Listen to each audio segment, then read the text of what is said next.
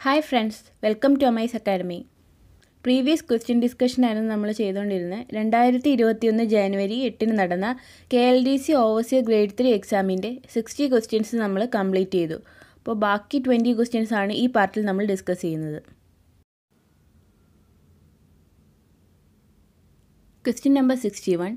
The relation between duty D in hectare per cubic, delta in meter and base period B in days is given by.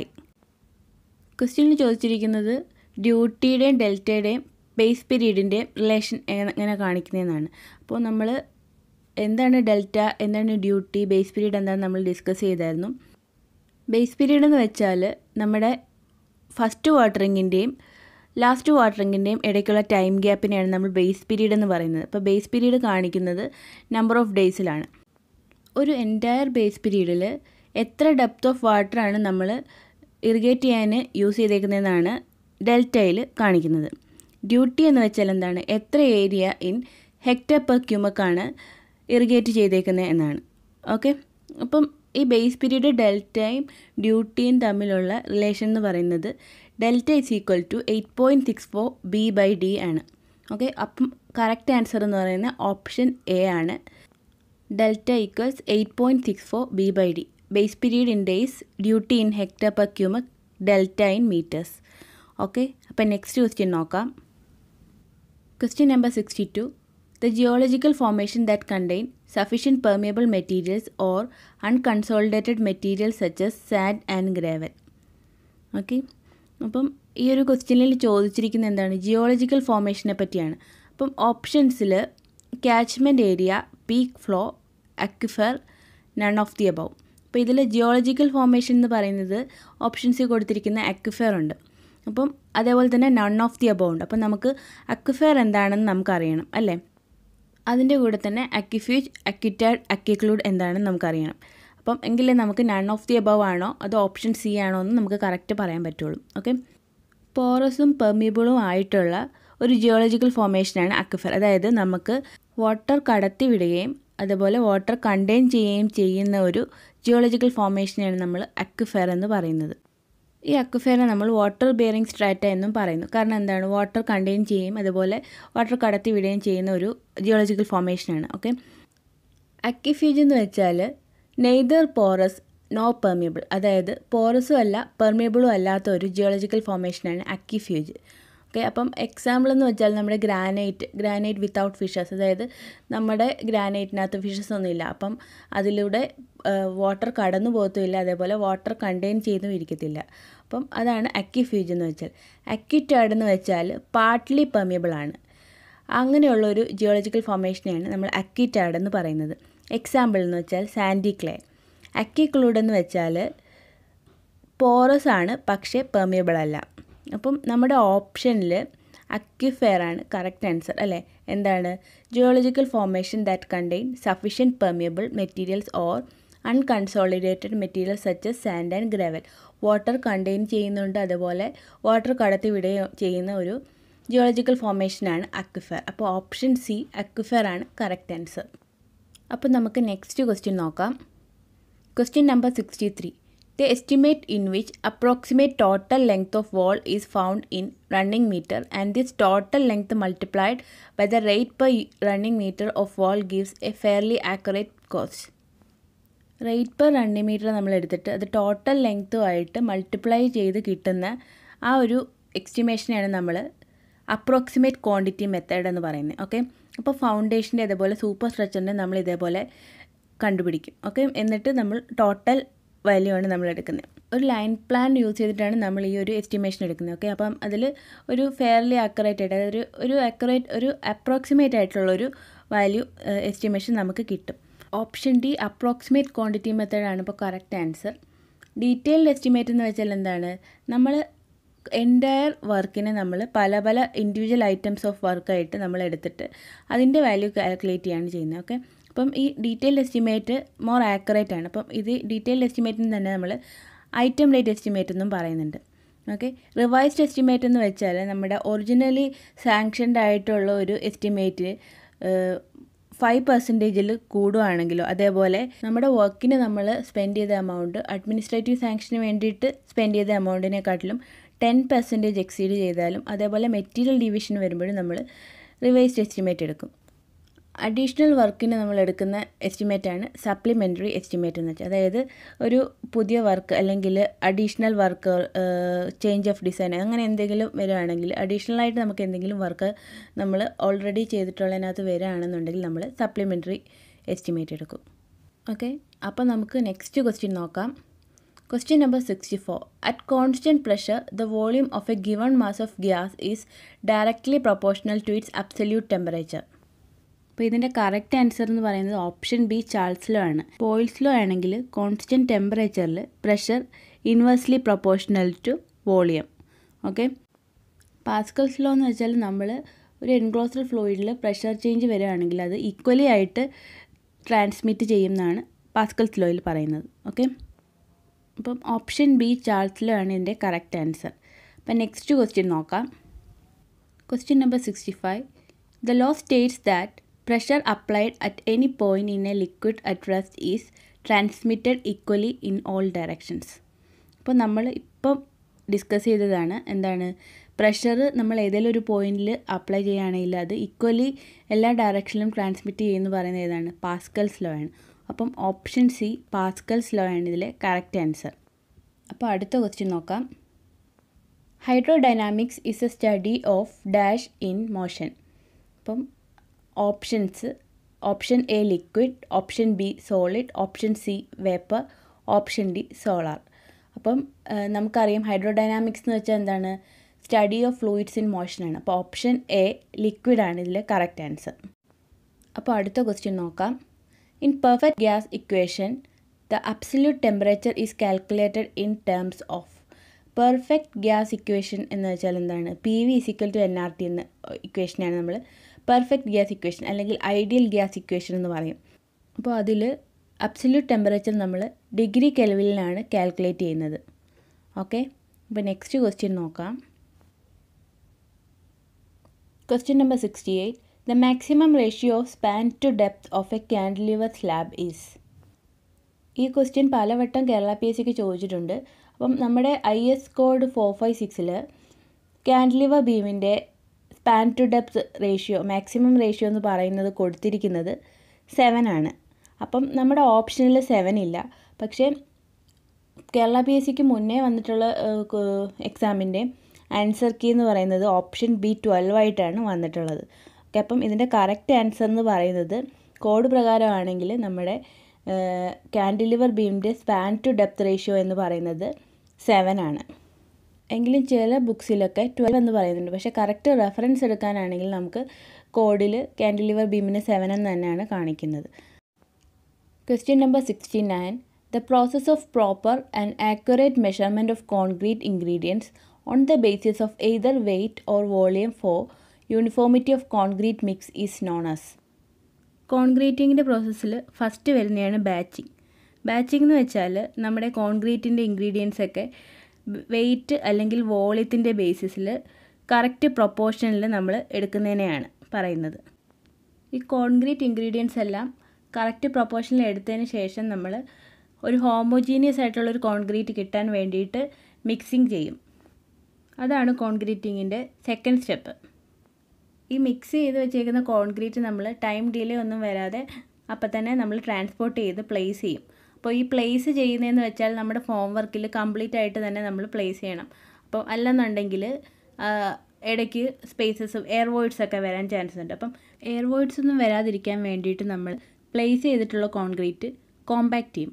അപ്പം compact ചെയ്യുന്നതിൻ്റെ നമ്മൾ പറയുന്ന വേറൊരു പേരാണ് consolidation of concrete എന്ന്. പിന്നെ വരുന്ന പ്രോസസ്സാണ് ക്യൂറിങ്. ഇപ്പോൾ ക്യൂറിങ് എന്ന് വെച്ചാൽ നമ്മുടെ കോൺക്രീറ്റിൽ ഹൈഡ്രേഷൻ സംഭവിക്കുമ്പോൾ മോയ്സ്ചർ കണ്ടൻറ്റ് കീപ്പ് ചെയ്യാൻ വേണ്ടിയിട്ടാണ് നമ്മൾ ക്യൂറിങ് ചെയ്യുന്നത്.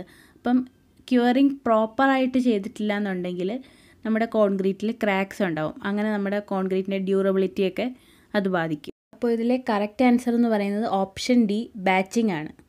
അപ്പോൾ നെക്സ്റ്റ് ക്വസ്റ്റ്യൻ നോക്കാം. The manner of arrangement of rooms or peculiarity of arrangement of doors and windows in the external walls of the building to receive maximum effect of sun and wind is called. അപ്പം ഓപ്ഷൻസിൽ option A aspect, option B prospect, option C privacy, option D roominess. Maximum benefit minimum ഡയമെൻഷനിൽ നിന്ന് കിട്ടുന്നതിനാണ് നമ്മൾ റൂമിനസ് എന്ന് പറയുന്നത്.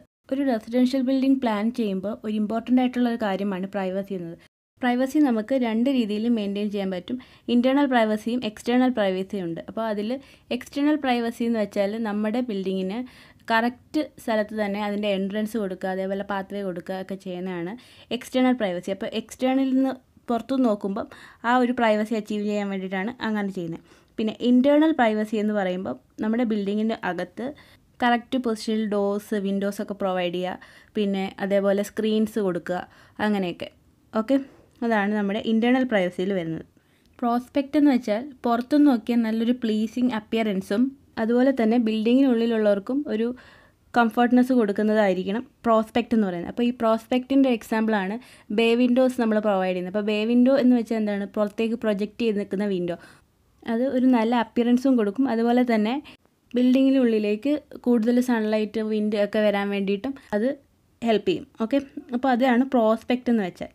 പിന്നെ aspect എന്ന് വെച്ചാൽ നമ്മുടെ ബിൽഡിങ്ങിൻ്റെ ഡോർസും വിൻഡോസും സൺലൈറ്റിൻ്റെയും വിൻഡിൻ്റെയൊക്കെ മാക്സിമം എഫക്റ്റ് കിട്ടുന്ന രീതിക്ക് അറേഞ്ച് ചെയ്യുന്നതിനെയാണ് നമ്മൾ ആസ്പെക്റ്റ് എന്ന് പറയുന്നത്. അപ്പോൾ correct answer option A aspect ആണ്. അപ്പം നമുക്ക് നെക്സ്റ്റ് ക്വസ്റ്റ്യൻ നോക്കാം. Question number 71.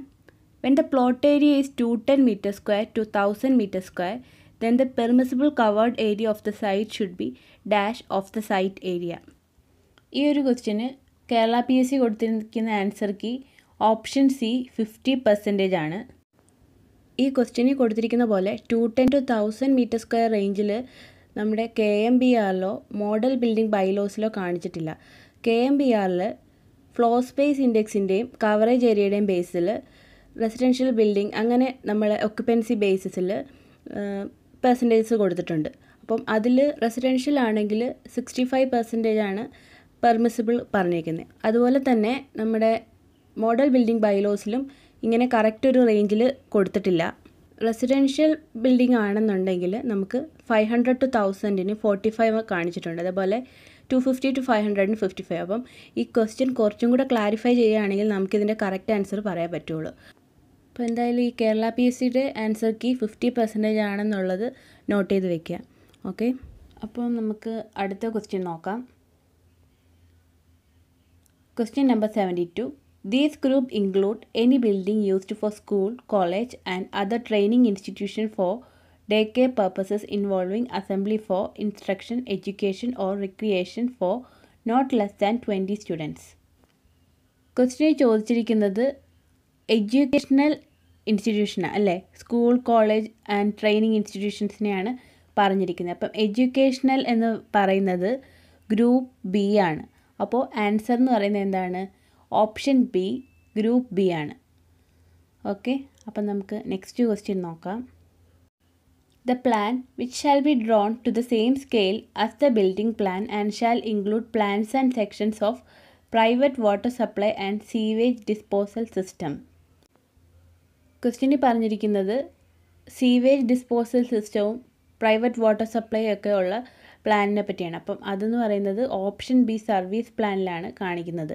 അപ്പോൾ സർവീസ് പ്ലാനിൽ ഇലക്ട്രിസിറ്റി, അതേപോലെ വാട്ടർ സപ്ലൈ അങ്ങനെയുള്ള കാര്യങ്ങളൊക്കെ കാണിക്കുന്നത്. ഓക്കെ, അപ്പോൾ നമുക്ക് നെക്സ്റ്റ് ക്വസ്റ്റ്യൻ നോക്കാം. Question number 74. 1 cubic meter of mild steel weighs about. 1 cubic meter mild സ്റ്റീലിൻ്റെ വെയിറ്റ് നമ്മൾ പ്രീവിയസ് ഒരു ക്വസ്റ്റ്യനിൽ നമ്മൾ മെൻഷൻ ചെയ്തിട്ടുണ്ടായിരുന്നു. അപ്പോൾ ആൻസർ എന്ന് പറയുന്നത് ഓപ്ഷൻ ഡി 7850 kg ആണ്. ഓക്കെ, ഈ ഒരു ക്വസ്റ്റ്യൻ കേരള PSC സ്ഥിരമായിട്ട് ചോദിക്കുന്നതാണ്. അപ്പം കറക്റ്റായിട്ട് തന്നെ വാല്യൂ പഠിച്ചു വെക്കുക. അപ്പോൾ നെക്സ്റ്റ് ക്വസ്റ്റ്യൻ നോക്കാം. Question number 75. The painting coefficient for partly panelled and partly glazed doors or gauged doors for both sides. Painting കോഎഫിഷ്യൻ്റെ correct specification IS code 1200 part 15 കൊടുത്തിട്ടുള്ളത്. അപ്പം അതിൽ painting coefficient for partly panelled and partly glazed ഡോസിന് 0.8 ആണ് കാണിക്കുന്നത് for one side. അപ്പം one സൈഡിന് 0.8 ആണ് കാണിക്കുന്നത്. അത് നമ്മൾ അപ്രോക്സിമേറ്റ് ആയിട്ട് 1 ആയിട്ടാണ് നമ്മൾ എടുക്കുന്നത്. അപ്പം ബോത്ത് സൈഡ്സ് എന്നാണ് നമ്മുടെ ക്വസ്റ്റ്യന് ചോദിച്ചിരിക്കുന്നത്. അതുകൊണ്ട് നമ്മുടെ ഓപ്ഷൻ C2 ആണ് കറക്റ്റ് ആൻസർ ആയിട്ട് വരുന്നത്. ഓക്കെ, അപ്പോൾ നെക്സ്റ്റ് ക്വസ്റ്റ്യൻ നോക്കാം. In analysis of rate, the quantity of dry mortar for 100 cubic meter brickwork is taken as. ഇതിൽ കറക്റ്റ് ആൻസർ എന്ന് പറയുന്നത് ഓപ്ഷൻ ബി 30 മീറ്റർ ക്യൂബാണ്. അപ്പോൾ എങ്ങനെയാണ് ഈ 30 മീറ്റർ ക്യൂബ് വരുന്നതെന്ന് നമുക്ക് നോക്കാം. Standard size of brick 19/9/9 centimetre ആണെന്ന് നമുക്കറിയാം. അതുപോലെ നോമിനൽ സൈസ് ഓഫ് ബ്രിക്ക് എന്ന് പറയുന്നത് 20/10/10 സെൻറ്റിമീറ്റർ. അതായത് നോമിനൽ തിക്നെസ് എന്ന് വെച്ചാൽ എന്താണ്, മോട്ടാർ തിക്നെസ് 1 സെൻറ്റിമീറ്ററും കൂടെ കൂട്ടിയിട്ടുള്ള തിക്നെസ്സാണ് nominal size of brick. Okay, അപ്പം 1 മീറ്റർ ക്യൂബ് ബ്രിക്ക് വർക്കിൽ 500 നമ്പേഴ്സ് നോമിനൽ ബ്രിക്സ് ആണ് ഉള്ളതെന്ന് നമുക്കറിയാം അല്ലേ.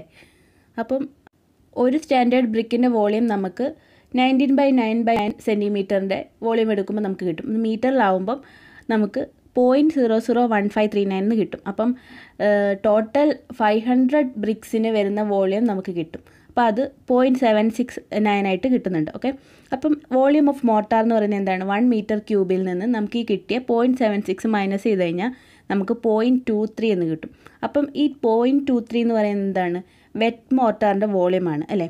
അപ്പോൾ ഈ വെറ്റ് മോട്ടാറിൻ്റെ വോളിയം എന്ന് പറയുന്നത് ഡ്രൈ മോട്ടാർ ആക്കാൻ വേണ്ടിയിട്ട് നമുക്ക് ഡ്രൈ മോട്ടാറിൻ്റെ കൺവേർഷൻ ഫാക്ടർ ഉണ്ട്, അതാണ് 1.3. അപ്പോൾ ആ 1.3 ആയിട്ട് നമ്മൾ മൾട്ടിപ്ലൈ ചെയ്യുമ്പം നമുക്ക് 0.299 അതായത് 0.3 എന്ന് കിട്ടും. അപ്പം volume of mortar for 1 metre cube brick work എന്ന് പറയുന്നത് 0.3 metre ക്യൂബാണ്.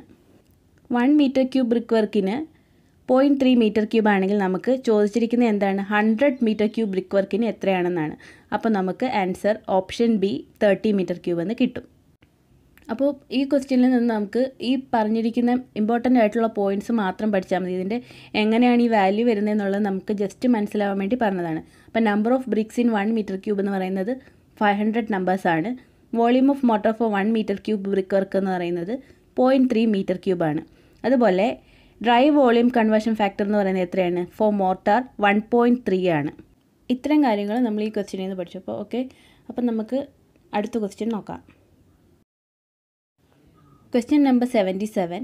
In absence of detailed drawings, the percentage of steel in concrete columns is usually taken as. ഈ ക്വസ്റ്റ്യനും കുറച്ച് കൺഫ്യൂഷൻ ഉണ്ട്. അപ്പം കേരള PSC കൊടുത്തിരിക്കുന്ന കീ എന്ന് പറയുന്നത് 1 to 5% ആണ്. പ്രാക്ടിക്കലി 1 to 2% ആണ് കൊടുക്കുന്നത്. അപ്പോൾ ഇതിലൊരു ചെറിയ ഡൗട്ട് ഉണ്ട്.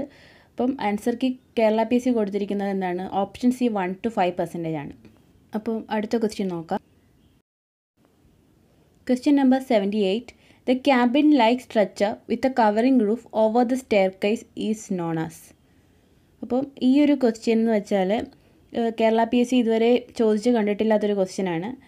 അപ്പം ആൻസർ എന്ന് പറയുന്നത് ഓപ്ഷൻ ബി മംറ്റി ആണ്.